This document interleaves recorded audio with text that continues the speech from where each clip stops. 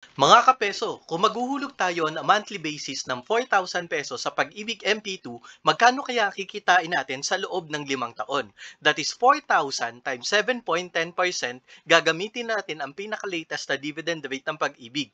Pero paiba-iba mga kapeso ang dividend rate ng Pag-ibig depende sa income nito. I-times natin sa 6 months dahil July hanggang December, 6 months na lamang ang natitira sa 12 months in a year.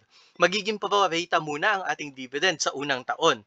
Dahil dyan ang ating 4,000 pesos ay madadagdagan ng 142 pesos.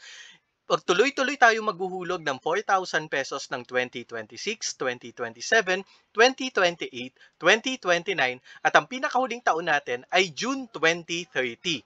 At July 2030, pwede na tayong mag-withdraw ng ating Pag-ibig MP2 mga kapeso. Nakaipon tayo ng 240,000 pesos at ang dividend naman natin ay 47,381. Kaya ang total na madi-withdraw mo ay 287,381 pesos. Ano mga kapeso? Okay ba sa'yo ang kikitain ng Pag-ibig MP2 at maghuhulog ka na ba sa Pag-ibig MP2? Put your comment below.